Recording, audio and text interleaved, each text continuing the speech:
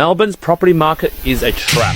Here's who's about to get burned. I'm telling you guys, not all growth is good, especially when it's built on hype, desperation, and FaceTime inspections. Melbourne's property market is heating up again. But before you pop champagne and bid on a 3-bedder in Tarneit, you better understand this, guys. We're in a 2-speed market, and if you've been following the herd, you're probably headed straight for a cliff.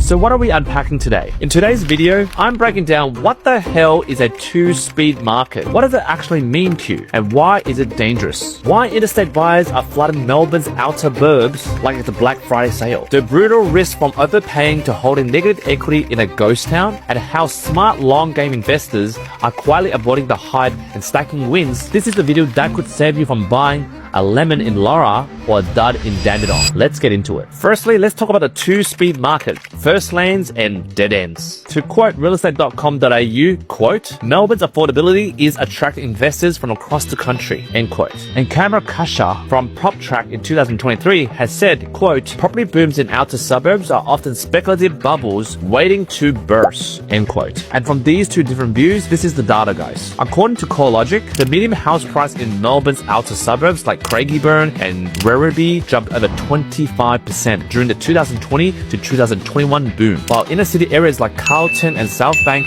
barely moved. So guys, this is my take. A 2-speed market is just the polite way of saying some of y'all are about to get wrecked. While one part of Melbourne basically booms, the other parts are basically treadmills. And if you bought in the wrong lane, guys, good luck finding a buyer when the music stops. And right now, those who are watching this might be thinking, hey Q, who's fueling this madness? Well, it's not the locals, it's the out-of-towners with zero context and a high-speed Wi-Fi connection. And this is where I'll talk about the rise of the FaceTime investors. Yes, people like you. According to large East Coast buyers agency, they quote, we're hoping a lot of clients invest in Melbourne's hotspots remotely with digital inspections, end quote. And according to the data, guys, ABS Australian Bureau of Statistics says migration data shows over 37,000 people moved to Victoria from out of states in 2022 to 2023. Investment inquiries from interstate rose 46%, with buyers targeting suburbs under $700,000 in fringe areas like Wyndham Vale and Pakenham. Sorry, I can't pronounce Pakenham, whatever. This is my take, guys. Invested in a suburb, for example myself, who can't pronounce the bloody suburb, and also you've never walked through before, and you're buying based on what the buyer's agent said, I'm telling you guys, that's not strategy. That's real estate roulette. And spoiler alert, guys, the house always wins. And this is where I talk about the real danger, guys. It isn't about just remote investing. It's what happens after you buy in a hype suburb that you can't keep up with its own population growth. And right now, this is where I talk about when the infrastructure sucks and the renters don't come. To quote mainstream views, according to Herald Sun, quote, Melbourne's growth corridors are booming with new developments, end quote. And according to Infrastructure Victoria, quote, they say new builds without matching infrastructure are a recipe for long-term vacancy risk, end quote. And guys, this is the data. According to SQM research, outer suburbs like Mickenham and Rockbank are experiencing rental vacancy rates as high as 4.8% compared to 1.2% in established inner city zones. Meanwhile, guys, infrastructure delivery in growth zones is lagging by an average of 3 to 5 years. So this is my take, guys. It's the same story every property cycle, right? There's roads first,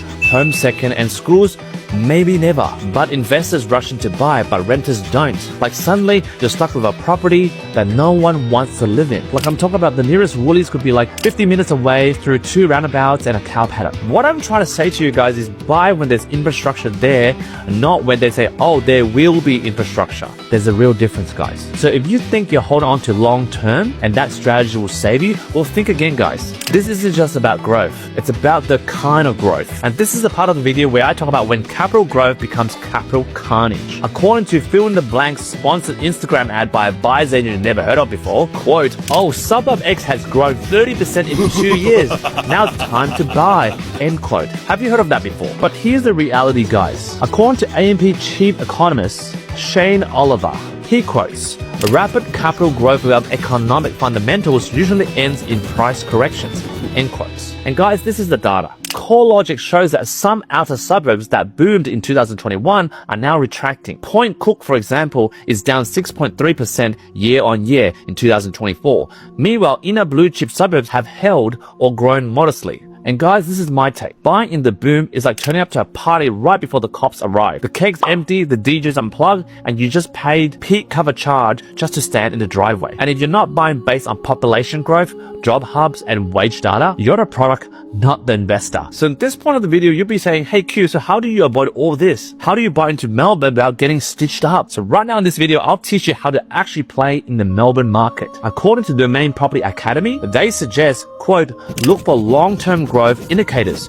not just short-term price trends, end quote. Like I'm telling you guys, just me being real with you. If your buyer's agent doesn't know which train line the suburb is on, I mean, just fire them. They have no product knowledge of that area. Because according to data, ABS, which is Australian Bureau of Statistics, and RBA, Reserve Bank of Australia, the data shows suburbs with strong wage growth, school zones, and infrastructure pipeline outperforms hotspots all the time. And this is over a 10-year window, and the outperformance is by 20 to 35% in capital growth. So for those that are watching this at the moment, if you want to win in Melbourne, I'm telling you right now, just get local. Buy where owner-occupiers want to live. Follow school zones, employment clusters, and demographic shifts. I'm not talking about hype maps on TikTok. If your buyer's agent can't pronounce Essendon, for example, if I pretend to be a buyer's agent, you probably call me out straight away because I clearly can't pronounce that, and all the other suburbs that I just mentioned because I'm not a local. And if that happens, I suggest you get a new buyer's agent. Now right now guys, a lot of you'll be scratching your head and go, hey Q, well where should I buy? And I understand not every of my clients have a 7-figure budget, but that doesn't mean you're locked out of smart investing. In fact, some of the best long-term plays in Melbourne are hiding in plain sight. These are the top 5 suburbs in Melbourne that are under $800,000, and you don't need a $1.5 million budget to play the long game in Melbourne, but you do need local intel, a strong rental market, and infrastructure that's actually built. These suburbs are where the smart investors look when they want value without ending up in a paddock with no footpath. Number 1 guys, Sunshine and Sunshine West. It's got a 5-year growth of 35% on average. Its median house price is $780,000 according to CoreLogic 2024, and this suburb has been called the next Footscray for a reason. It has a fast train to CBD, right under 20 minutes to get to the CBD, and it's part of the state's suburban rail loop investment. And at the moment, it's already seeing gentrification. In terms of school zones, Sunshine College is improving rapidly. Also near Werribee College, clearly I can't pronounce that, but it's around that fringe zone. And in terms of local insight, because I had a lot of clients in Victoria, obviously my videos go over Australia and I have a big customer base in Victoria, even though I'm in Sydney. According to local insight, that area has a lot of immigrant side hustles, old school brick homes, and cafe culture is cashing up. Investors that ignored it 5 years ago are kicking themselves at the moment. Number 2, Thomastown North. And in the last 5 years on average, they experienced a 28% capital growth. The median house price over there is $760,000 according to CoreLogic. And I think personally, not financial advice or property coaching advice, but looking at the data, it's 17 kilometers away from the CBD. It's close to Epping Plaza,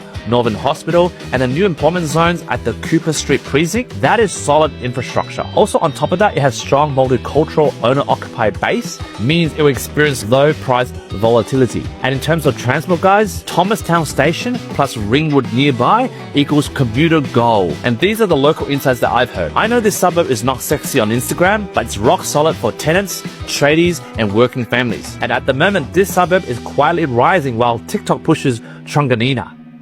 And number 3 guys, it's Frankston, Southeast Bayside. And in terms of the 5-year average growth, it has experienced 38% on average. The median house price there is $780,000. Now for all you guys who want beach culture, if you want a beach suburb that's under $800,000, this is it. Gentrification is real guys. It's close to Monash Peninsula campus, and Frankston Hospital is experiencing expansion. And on top of that guys, it's within the suburban rail loop stop. That is a great commuter plus. In terms of school zone guys, Frankston High School, according to some of my clients that live in Victoria, it's one of the best public schools in Victoria at the moment, and that is a huge value anchor. In terms of local insight guys, it used to have a rough reputation, but all that is changing right now guys. Number 4, Werribee, and it's Southwest Werribee. In terms of the 5-year average growth, it has experienced a 30% average capital growth, and the median house price over there is $670,000. At the moment, in terms of why it's so good and placing 4th, is because it's part of the Wyndham Grove corridor at the moment. It has a direct train access to CBD and the future freeway upgrades. And on top of that, it has major job precincts developing nearby. For example, the Werribee Eastern Point precinct. A lot of you Melbourne guys know about that. And in terms of school size guys, it has a mix of improving schools plus a lot lots of new builds. And according to some of my local clients that live there and work around there, they just tell me, hey Q, if you're gonna buy this area, just ignore the cookie cutter build at the moment. Don't buy them. I recommend you go for the established homes near the river or Werribee mansion zone. They tell me that that's where the value creeps in quietly. Shh,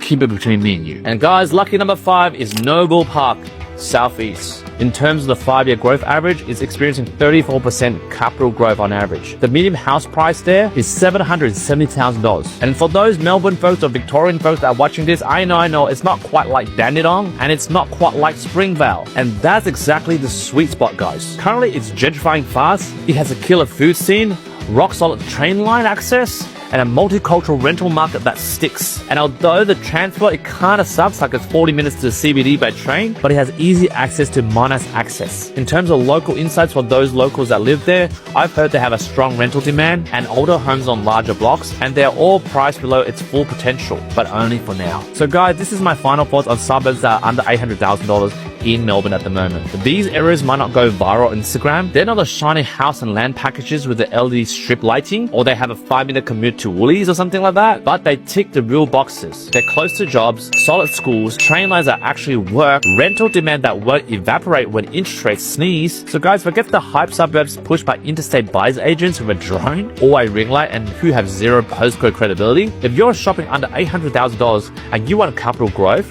rentability, long-term demand, this is your blueprint. But again, not financial advice. And hey, you might not listen, and you might be still tempted by the clickbait and the hype and the so-called buyers agents out there. But just a word of caution, guys. These guys, some of them are using ChatGPT and Google Maps to sell you on suburbs they've never visited before. On top of that, guys, beware of buyers agents that work with these dodgy developers who are flogging investment-grade townhouses 2 hours from CBD with no train line in sight. And on top of all that dodginess, watch out for the politicians approving mass rezoning in growth corridors without schools, roads or hospitals. And most importantly, including myself, take it with a grain of salt, the so-called property influencers telling you, just get in the market right now, as if buying in Melton is the same as buying in Fitzroy. So guys, here's the truth. This is my closing statement. Melbourne is a land of opportunity. But right now, guys, you need to be smart. You need to know how to read the terrain. There's nothing wrong with buying in the outer suburbs, but there's something wrong buying there blindly. I don't want you buying based on hype, FOMO, or your cousin's mate who bought in officer. So if you guys want a really tailored strategy